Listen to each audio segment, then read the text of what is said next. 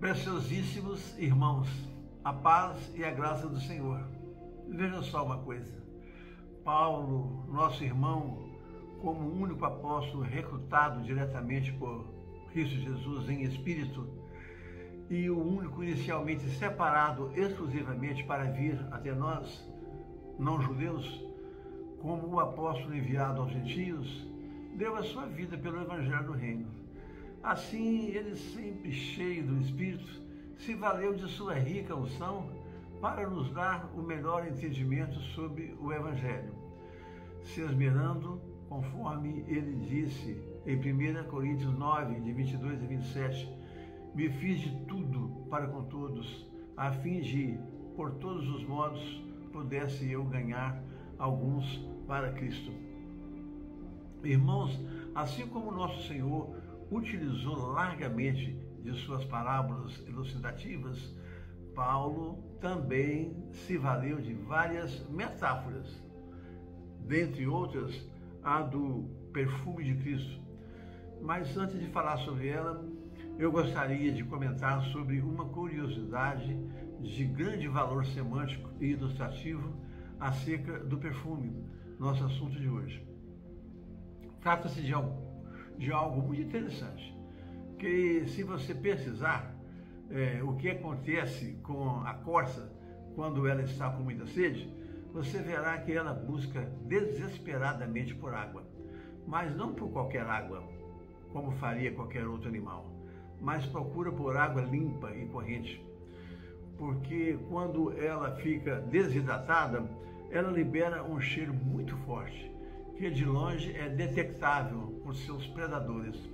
Assim, não em vão que, ao invés de cavalo, vaca, ovelha, o salmista, no Salmo 42, disse, como suspira a corça pelas correntes das águas, ó Deus, por ti suspira minha alma, enfatizando a ânsia da corça em buscar a água corrente, pois desse modo, além de matar sua sede, ela também se lava em água limpa, se livrando de seu cheiro e do seu predador.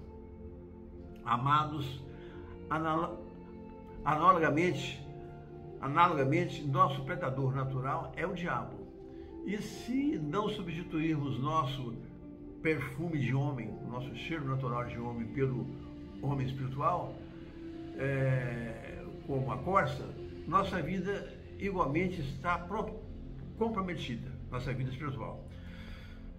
Irmãos, não podemos, ao ouvir qualquer passagem do Evangelho, esquecer que Deus não mais fala através de profetas, mas unicamente através de seu Filho. Hebreus 1:1.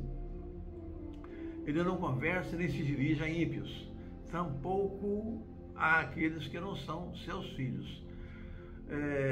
Porque o homem natural não pode entender das coisas espirituais, né? Conforme está lá em 1 Coríntios 2, de 14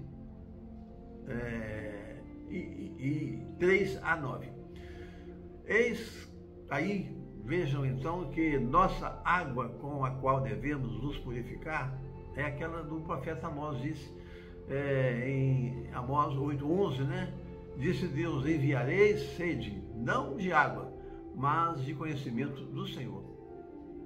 Por isso nossa sede não se mata, nem nosso corpo se limpa com a mesma água que aquela mulher samaritana tirava no poço quando Jesus a pediu para beber, mas com a água viva, que o próprio Senhor mencionou a ela em João 4:10. Se soubesse quem te pede, tu o pedirias, e eu te daria água viva. Então, assim como nossa sede espiritual não é material, igualmente o nosso mau cheiro também não é fisiológico, mas que, como o da corça, igualmente atrai o nosso predador, o diabo. Então, precisamos dos bons ouvidos espirituais, aquele que, quem tem ouvidos ouça, né? Para matar nossa sede com água viva e nos limparmos do cheiro de nós mesmos através do Evangelho do Reino. tal como Cristo disse aos apóstolos lá em João 15:3, vós já estáis limpos por causa do Evangelho. Pois ali o lavar os pés foi apenas um exemplo de amor e de humildade. Amados, não podemos nos esquecer também que o nosso mau cheiro é metafísico, pois não se trata de nosso cheiro fisiológico, mas do ceci e da nhaca espiritual insuportável às narinas do nosso Deus, pois exala de nossa alma impura, né? Que para dela nos livrarmos, dependemos da suavidade marcante do perfume de Cristo. Mas jamais usaríamos perfume sem primeiro fazer como a corça lá do Salmo 42, né? Pois tomaríamos um belo de um banho primeiro, não é mesmo?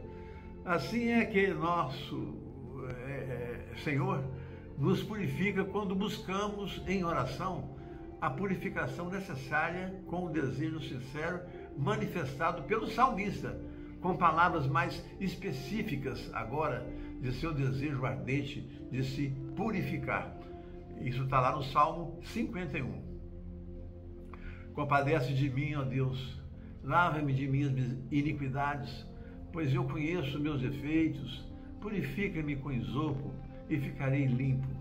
Isopo era uma planta usada em rituais de purificação. Lave-me, ó Deus, e ficarei mais alvo do que a neve.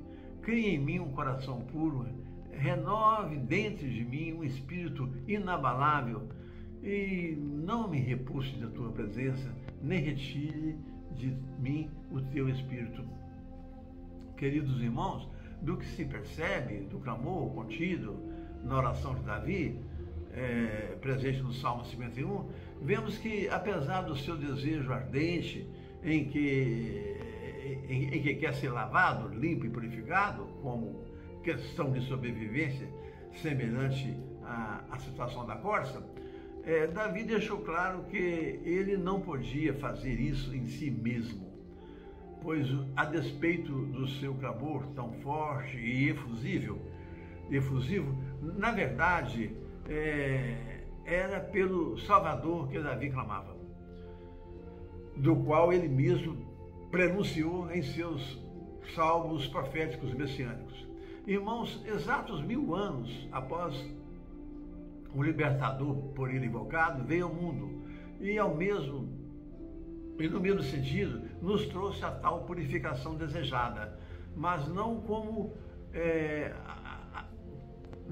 as facilidades ensinadas na vida religiosa de nossos dias, mas nos exortando a um olhar introspectivo em nossa mente para nos enxergarmos e ver os nossos defeitos antes de ver os defeitos dos outros, nos limpando de nosso ódio, antipatias infundadas, ambição, egoísmo, inveja, vingança, ciúme, vaidade e toda sorte de perversão carnal e moral, que exala de nós mesmos, numa luta que começa a partir do carregar dia a dia a nossa própria cruz, para poder segui-lo como um discípulo.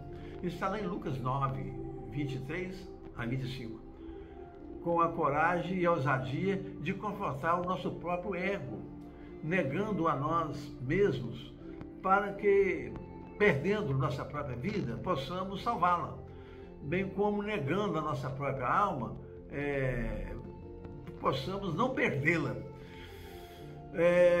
Numa santificação onde o velho homem tem que morrer para ver nascer e crescer a nova criatura. Está lá em Efésios 4, de 22 a 24. Sem o que seremos reprovados para a vida eterna. Pois Deus é o poder divino, que se aborrece com quem se exalta, mas exalta a quem se humilha. Mas voltando ao nosso assunto do perfume, lá de 2 Coríntios 2, vemos que Paulo está dizendo sobre algo que assim nos acrescenta após conhecer cada vez mais o Senhor. isto é, assimilar progressivamente seu caráter divino, demonstrando suas qualidades e em nós, naturalmente, né, por onde passarmos, tal como um perfume que vai se exalando pelo caminho, né, baseado no conhecimento do Senhor. 2 Coríntios 2, de 14 a 16, testemunhando o triunfo sobre nossas batalhas de santificação, que se manifesta em nós como fragrância, pois para com Deus somos o bom perfume de Cristo, tanto nos que são salvos, como nos que se perdem.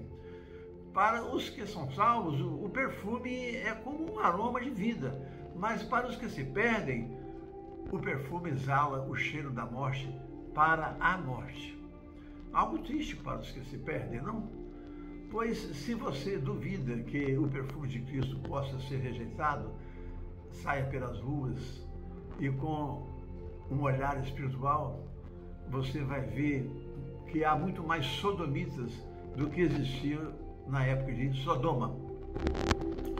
Bêbados perambulando, homens se beijando na boca, mulheres se acasalando, né, entre si, pessoas comprando roupas novas, rasgadas, mulheres andando seminuas pelas ruas, pessoas destruídas pelas calçadas, tipos assombrosos cobertos de tatuagens e metais no rosto, corte de cabelo padrão ou loucamente colorido, enfim, tudo porque exalaram o próprio perfume e assim foram localizados e devorados pelo predador do mundo. Por isso, hoje exala toda a esquisitice nojenta de cheiro do mundo, insuportável às narinas de nosso Deus e dos que são no Senhor. Por isso é dito que aos que se perdem, o perfume de Cristo exala cheiro de morte para a morte. Se você gostou, irmão, repasse e até o nosso próximo encontro.